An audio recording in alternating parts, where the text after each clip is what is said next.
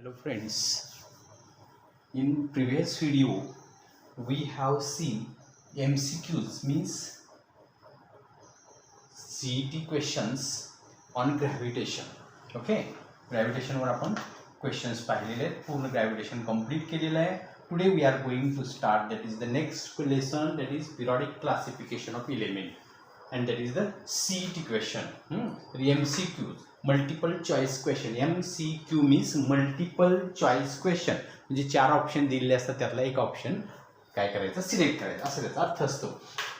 बघा याच्यामध्ये असा क्वेश्चन विचारलेला आहे, the period with elements in the shell KLM, the period with elements, question first पहा, the period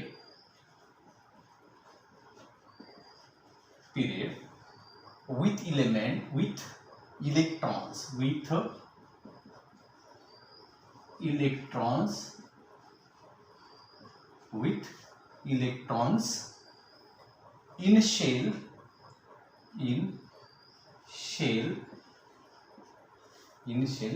KLM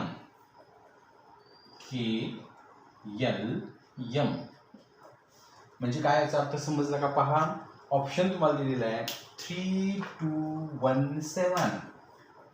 A option is 3, B option is 2, C option is 1 and D option is 7. काय question समजला का? The period म्हणजे आडवी ओळ, लक्षात घ्या. Period means आडवी ओळ. Period with electron in shell, ज्या पिरियड मध्ये KLM ह्या शेल्स असतात. तुम्हाला सांगितलंय मी की shell number decides the period number. लक्षात घ्या, अतिशय व्यवस्थित लक्षात घ्या. शेल नंबर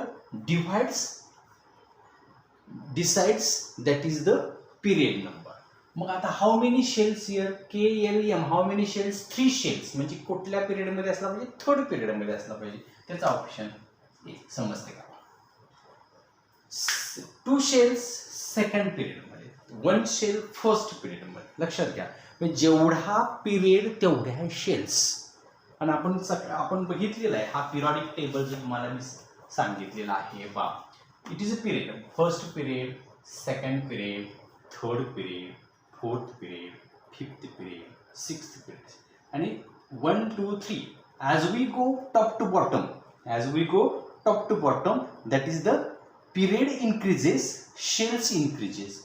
म्हणजे शेल नंबर आणि पिरियड नंबर हे इक्वलच असतात. लक्षात घ्या, shell number and period number equal असतात. समजलं का? तर ते third. The group with valency 0. Second question, the group with valency 0. The group with valency 0 valency असणारा ग्रुप कोणता? ऑप्शन आहे 1, 2, 3, 18. A is 1, B is 2, C is 3 and D is 18. लक्षात घ्या, त्याने म्हणतात की 0 इलेमेंट. आपण in the Mendeleev periodic table we have seen that when 0 group elements are discovered, he placed at the end of the periodic table without disturbing the original periodic table. म्हणजे 18 शेवटीचा जो element असतो तो 0 valency 0 असणारा हा. Helium, neon, argon, krypton, xenon, radon, हे जे काही elements आहेत ते इलेमेंट्स जे आहेत त्या इलेमेंट्स आपण 0 ग्रुप इलेमेंट्स म्हणायचं. काय म्हणायचंय? 0 ग्रुप इलेमेंट्स. आणि ते 0 ग्रुप इलेमेंट्स 18 नंबर इथे दिसतोय पहा तुम्हाला. 18 नंबरच्या ग्रुपमध्ये हे ग्रुप आहेत. उभे असतात त्याला ग्रुप म्हणायचं, आडवे असतात त्याला कॉलम्स म्हणायचं. लक्षात, म्हणजे कॉलम आडवे असतात त्याला पिरियड्स म्हणायचं. लक्षात घ्या. आणि मग हे तुमचा आन्सर 0 व्हॅलन्सी असणारे कुठे असतात तर 18 ग्रुपमध्ये, तो तुमचा आन्सर थर्ड. लक्षात आलं का? म्हणजे D is the correct option. Okay, समजलं तुम्हाला? नेक्स्ट क्वेश्चन पहा, third question is that a family of non-metals having valency, a family family of non-metals, family of non-metals, having valency 1,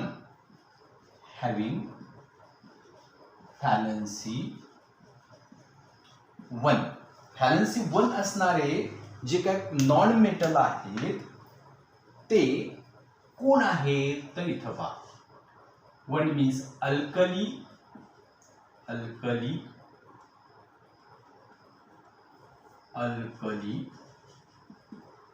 B is alkaline, alkaline, C is halogens, and D none.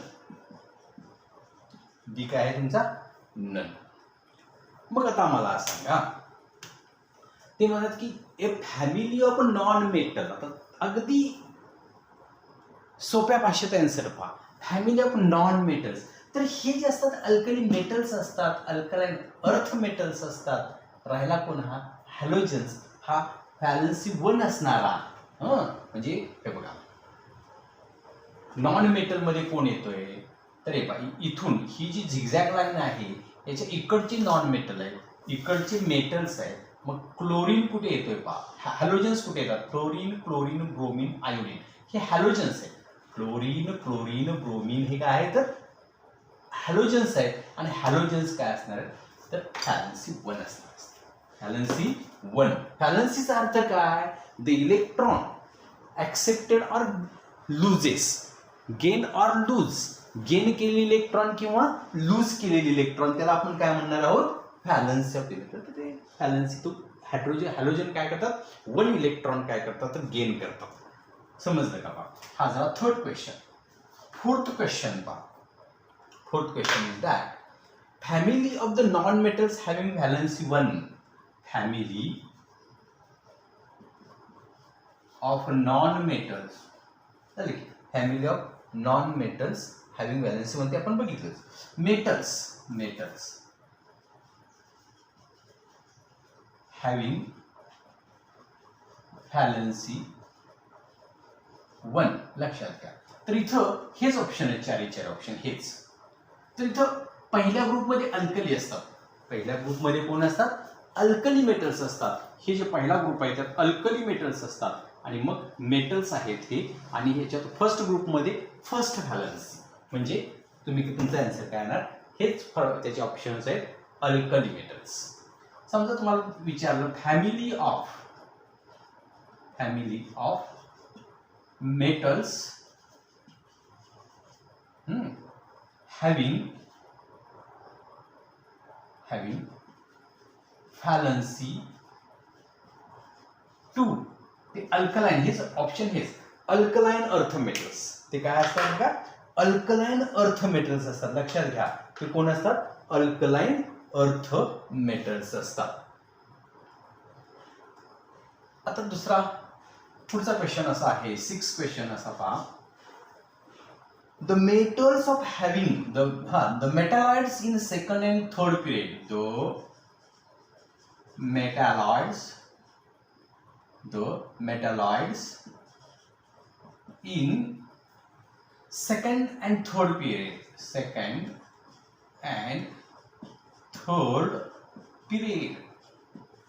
And third period मध्ये metalloids कोण असणार आहेत तर Si, silicon, astatine, B phosphorus, fluorine, C hydrogen, He helium आणि D none. आता तुमच्या लक्षात येईल इथं जे तुम्हाला मी आता सांगितलं सेकंड अँड थर्ड पिरियड मध्ये बघा. सेकंड पिरियड मध्ये आपण जर गेलो तर सेकंड थर्ड पिरियड मध्ये कोण येते बघा. तर इथं बोरॉन एक येतोय बघा आणि थर्ड पिरियड मध्ये सिलिकॉन येतोय.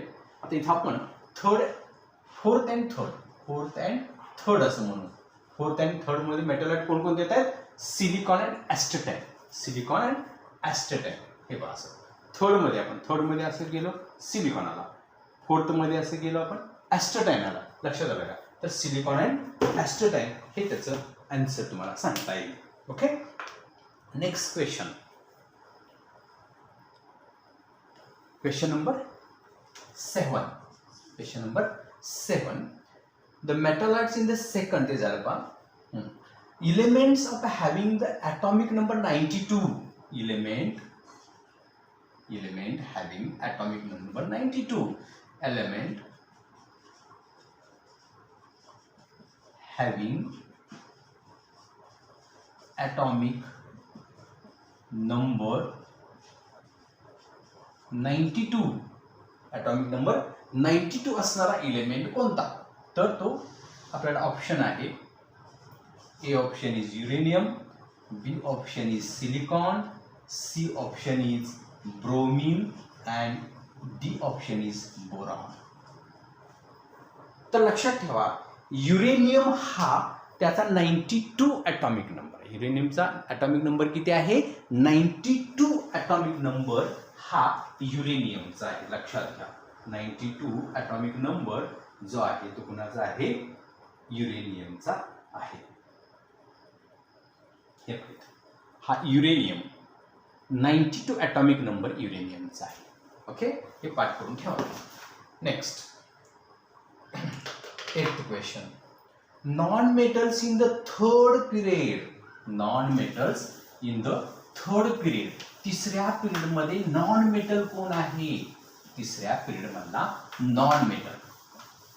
क्वेश्चन काय तुमचा पहा. 8th question.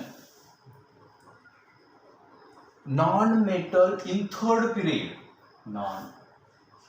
Non metal in third period. Third period मध्ये नॉन मेटल कोण आहे? तर तुम्हाला दिलेला आहे फर्स्ट ऑप्शन आहे तुमच्याकडे, तो म्हणजे arsenic. B option is sodium, C option is calcium and D option is magnesium. Non metal कोण आहे? आता थर्ड पिरियड मध्ये लक्षात घ्या, हा थर्ड पिरियड मध्ये आता हा मेटल आहे, सोडियम मेटल आहे, मॅग्नेशियम मेटल आहे. असंच आपण जर गेलो थर्ड पिरियड मध्ये सिलिकॉन, फॉस्फरस, सल्फर, क्लोरीन आणि आर्गॉन. आता थर्ड पिरियड मध्ये कॅल्शियम जो आहे तो फोर्थ पिरियड मध्ये येतो. म्हणजे थर्ड पिरियड मध्ये कॅल्शियम तरी नाहीच आहे. थर्ड पिरियड मध्ये हे कॅल्शियम नाही, हा मेटल आहे, हा मेटल आहे, हा नॉन मेटल म्हणजे मेटल नाही आहे. तो इनर्ट गॅस आहे. तो इनर्ट गॅस तरी आहे, तो इनर्ट गॅस आहे, पण तो नॉन मेटल आहे. लक्षात घ्या, म्हणजे मेटल नाही आहे. प्रश्न काय लक्षात आला का? फसवण्यासाठी प्रश्न विचारला जातोय. तर तो गॅसेस आहेत, इनर्ट गॅसेस आहेत, पण तो मेटल नाही ना. नॉन मेटल म्हणजे मेटल नाही आहे, नॉन मेटल बी नाही आहे, म्हणजे तो आर्गन. असं त्याच्यावर कुठला ऑप्शन आपल्याला दिसतो ते आपण बघायचं. 9th question. Elements having valency 4. Elements having valency 4. ज्या एलिमेंटची व्हॅलन्सी 4 आहे असं कोण आहे? आता 4 व्हॅलन्सी म्हणजे ज्याच्या बाहेरच्या कक्षेमध्ये 4 इलेक्ट्रॉन आहेत त्याला 4 व्हॅलन्सी म्हणायचं. लक्षात घ्या. तर याच्यामध्ये 14 नंबरचा कोण? 14 नंबरच्या कार्बन आहे, सिलिकॉन आहे, जर्मेनियम. 14 मध्ये 14 नंबर जर असेल तर त्या इलेक्ट्रॉन ज्याचा आता कार्बनचा 14 नंबर आहे तर ते कसं होणार? 284 असं होणार ना. कार्बनचा 14 आहे, कार्बनचा 6 आहे आणि 14 नंबरला कोण आहे माहिती का? तर इथं 11 हा सोडियम, 12 मॅग्नेशियम, 30 आणि सिलिकॉन 14 नंबरला आहे. सिलिकॉन काय आहे तर 14 नंबर आहे. 14 म्हणजे 2, 8 आणि 4, 2 आणि हे असणार. ओके, तर मग आता त्याची इलेक्ट्रॉनिक कॉन्फिगरेशन काय झालं, 284. म्हणजे याच्यात तुम्हाला ऑप्शन जर दिला आर्गॉन, बी ऑप्शन दिला सोडियम, सी ऑप्शन दिला कॅल्शियम आणि डी ऑप्शन दिला सिलिकॉन, तर तुम्ही सिलिकॉन. लक्षात आलं. पुढे नेक्स्ट 10th पहा. What is the number of electron in the last cell of argon and neon? 10th पहा. What is the number of electrons? What is number of electrons in last cell, in a last shell of argon and neon? 0, 2, 18, 8. आता argon आणि neon आहे बघा. Helium, argon, neon, krypton, xenon, radon. Helium, हे बघा helium इथे दिसते का, helium, neon, argon, krypton, xenon, radon ही 18 मध्ये आहेत, 18 ग्रुप मध्ये येतात. म्हणजे याच्यात हे 0 ग्रुप मधले, 0 ग्रुप मध्ये म्हणजे याच्या बाहेरच्या कक्षेमध्ये काय असतात तर इलेक्ट्रॉन गच्च भरलेले असतात. आता आर्गॉन मध्ये पहा. आता आर्गॉन मध्ये काय असणार आहे, इथे आर्गॉनचा ॲटॉमिक नंबर आहे, आर्गॉनचा जो ॲटॉमिक नंबर 18 आहे आणि निऑनचा ॲटॉमिक नंबर जो आहे तो 10 आहे. 10 आणि 18, 10 आणि आर्गॉन आहे तो 10 आहे, निऑन आहे तो 18 आहे. मग याच्यामध्ये बघा इथं पहा 2, 8 इलेक्ट्रॉन कॉन्फिगरेशन काय झालं 2, 8. आता याच्यामध्ये 2, 8, 8 म्हणजे लास्ट सेल मध्ये त्याच्या किती इलेक्ट्रॉन्स आहेत तर 8 इलेक्ट्रॉन्स आहेत. म्हणजे तुमचा ऑप्शन काय झाला. मात्र तुम्हाला हे आर्गॉन आणि निऑन हे जे आहे त्याचे ॲटॉमिक नंबर तुम्हाला माहित असले पाहिजे. नेक्स्ट इन मॉडर्न, पुढचा क्वेश्चन असा आहे 11th क्वेश्चन पहा. इन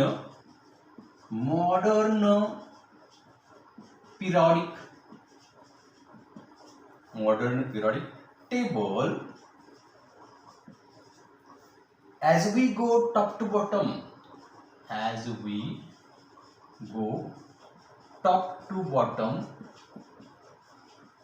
वरून खाली top to bottom, which things does not increase, which thing does not increase, कोणती गोष्ट इन्क्रीज होणार नाही असं त्यांना म्हणायचं आहे. तर atomic radius, second metallic property,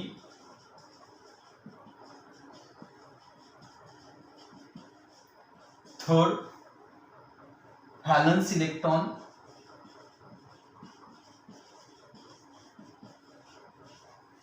and fourth number of shell.